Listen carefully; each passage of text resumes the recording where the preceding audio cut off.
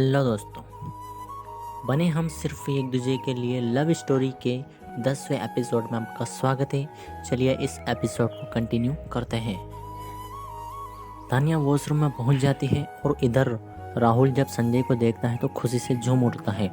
वह संजय को अपने पास बुलाता है और दोनों एक दूसरे के गले लग जाते हैं। संजय राहुल से पूछता है, यार भाभी कहाँ है, वो नहीं आई क्या? यार क्या आज भी तू उस अमीषा के साथ ही आया है? तुझे पता है ना कि मुझे अमीषा पसंद नहीं है, तो उसे छोड़ क्यों नहीं देता? अभी संजय कुछ बोलता है कि तभी वहाँ अमीषा आ जाती है और राहुल को हाय बोलती है। तो राहुल बिना कुछ जवाब दिए संजय से बात करने में बिजी हो जाता है। अमीषा को यह बात बिल्कुल पसंद नहीं आती है और वो गुस्से से पीछे की तरफ मुड़ती है तो वॉशरूम की तरफ चली जाती है। दरअसल तानिया को जब वॉशरूम जाते देखा तो वो जानबूझकर संजय से बात करने चली गई ताकि उसकी इम्पोर्टेंस उस पार्टी में बढ़ जाए, पर उसे संजय के इग्नोर करने से वो गुस्से में आ गई और तानिया से बदला लेने के लिए वो वॉशरूम की तरफ चल दी। वॉशरूम में तानिया खुद को देख रही थी और खुद से ही बोल रही थी, नहीं नहीं, तुमको उसके सामने नहीं आना है, नहीं, उसे तुम्हारे बारे में पता नहीं लगने देना है, नहीं तो ये अच्छा नहीं होगा। नहीं, मुझे अभी यहाँ से निकलना होगा। हाँ, मुझे कोई बहाना बनाना होगा। वो ये बोलते वक्त बहुत ज़्यादा डरी हुई थी। उसके पैर कांप रहे थे कि तभी उसको किसी के कदमों की आवाज़ आई। उसने सामने लगे आईने में देखा। उसको देखते ही उसकी आंखें डर से भर गई। वो सूरज था, राहुल का सौतेला भाई। वो राहुल से बस 1 साल छोटा था। वो शैतान था, जीता जागता शैतान। उसने न जाने कितने ही लोगों के मर्डर किए होंगे। ये सब तो उसके बाएं हाथ का खेल था। तानिया उसको देखकर डरते हुए पीछे मुड़ी। वो डरते हुए बोली, तुम यहाँ कैसे? मेरे पास मत आना वरना।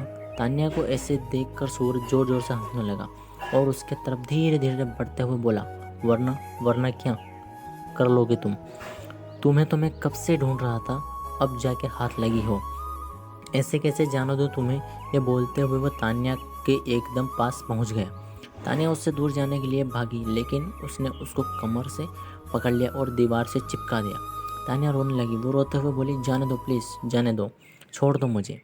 ये कहते वक्त वो उसके बाहों से निकलने की कोशिश कर रही थी, लेकिन निकल नहीं पा रही थी। सूरज उसके गले के पास आकर सांसों को तेज भरते हुए बोला, उफ, तुम्हारी खुशबू आज भी मुझे मदहोश कर देती है। उसने अपनी पकड़ तानिया की कमर पर और तेज कर दी। उसमें जरा भी दया भावना नहीं थी।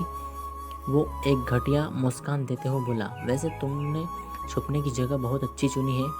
मुझसे संजय शेखावत, हाँ, उसके बारे में तो कोई सोच भी नहीं सकता, पर तुम अब तक ही वहाँ सेफ थी जब तक मुझे तुम्हारा पता नहीं था। तानिया उसके डर के साथ गुस्से से देखते हुए बोली, छोड़ो मुझे, अगर संजय को पता चल गया तो तुम्हें छोड़ेगा नहीं। सूरज उसकी तरफ हंसते हुए बोला, क्या क्या बताओगी उसे? क्या उस दिन 2 दिनों के बारे में उसे बताओगी जो तुमने मेरे कमरे में मेरे बिस्तर पर मेरे साथ बिताए थे? ये बताओगी? चलो माना तुमने बता दिया, लेकिन क्या तुम्हारे बताने के बाद वो तुम्हारा यकीन करेगा? तानिया सुनकर सहम गई। उसने मन ही मन सोचा, हाँ, संजय मेरा यकीन क्यों करेगा? मैं क्या हूँ, उसकी बस 4 साल के लिए बीवी, वो मेरा यकीन क्यों करेगा? यह सोचने के बाद उसकी आंखें से दर्द से भरे आंसू निकल आए। सूरज उसको इस तरह से तकलीफ में देखकर बहुत खुश था। उसने तानिया के मुंह को अपने एक हाथ से पकड़ लिया और उसके आंखों में देखते हुए बोला, तुम अब तो पहले से भी ज़्यादा खूबसूरत लग रही हो।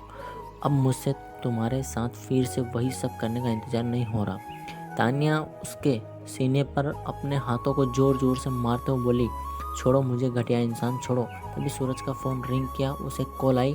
उसने सुनकर वो बोला, मैं अभी आधे घंटे में पहुंचता हूं। ये बोलकर उसने कॉल कट कर दी और उसने तानिया के दोनों हाथों की कलाइयों को पकड़कर बोला, पूजा, ये नाम तुम पर। तानिया एकदम शांत हो गया। वो उसको फिर से डर से देखने लगी। वो मुस्कुराता हुआ बोला, हाँ पूजा, वो सिंगापुर में है ना? तानिया उसको डर से भरे हैरान नज़रों से देख रही थी। उसको ऐसे देखते हुए बोला, क्या हुआ हैरान? वो मुझे कैसे पता चला उसका? मुझे तो ये भी पता है कि वो कब क्या करती है। मेरे आदमी उस पर हर वक्त नज़र रखे हुए। जब तुम अचानक से गायब हो गई तो मुझे लगा कि कभी ना कभी तो तुम उससे मिलने ज़रूर जाओगी, लेकिन तुम तो यहाँ थी मेरी आंखों के नीचे और मैं तुम्हें ढूंढ भी नहीं पाया। अगर अब तुमने मुझसे दूर भागने की कोशिश भी की तो तुम्हारी एकमात्र बचपन की दोस्त पूजा तुम्हारी सुख दुख की साथी पूजा को मेरे आदमियों का खिलौना बनने में देर नहीं लगेगी, समझी। अभी वो ये सब बोल ही रहा था कि तभी बाहर से उसका एक आदमी आया और उसने उसके कानों में कुछ कहा। उसके बाद सूरज ने तान्या को छोड़ दिया और बोला, तुम्हारा पति तुम्हें ढूंढते हुए आ रहा है, अपना चेहरा ठीक कर लो, मैं तुमसे जल्दी ही मिलूंगा डार्लिंग। ये बोलकर उसने तान्या के होंठों को अपने होंठों से छुआ और फिर मोड़ कर चला गया। उसके जाने के बाद तान्या वहीं फर्श पर बैठ गई और रोने लगी। अमीषा ने छुपकर ये सब देख लिया था। उसे कुछ सुनाई तो नहीं दिया, लेकिन वो एक नफरत भरी मुस्कान के साथ बोला, मुझे नहीं लगा था कि ये मौका इतनी जल्दी मुझे मिल जाएगा। अब तुम देखना तान्या, तुमको मैं कैसे बर्बाद करती हूँ। ये बोलते हुए वो वहाँ से चली गई। इधर संजय ने जब काफ़ी देर तक तान्या को नहीं देखा तो उसकी चिंता होने लगी। वो उसको ढूंढते हुए वॉशरूम तक पहुँचा। तब तक तान्या ने अपने मेकअप ठीक कर लिया था।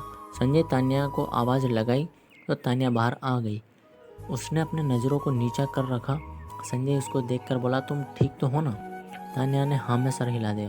तो संजय ने उसका हाथ पकड़ लिया और उसको पार्टी हॉल की तरफ ले जाता हुआ बोला, आओ मैं तुम्हें अपने दोस्त से मिलाता हूँ।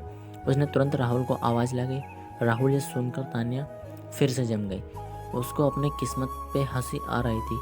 वो जिससे चाहती थी सब तो उसको छोड़कर जा चुके थे, फिर क्यों उसको दोबारा उससे सामना करना पड़ रहा था। पर अब उसके पास कोई रास्ता भी नहीं था। आज नहीं तो कल उसका सामना करना ही था, वो आज क्यों नहीं। राहुल ने जैसे ही अपना नाम सुना तो पीछे मुड़ा। उसने एक बड़ी सी स्माइल देते हुए संजय की तरफ देखा।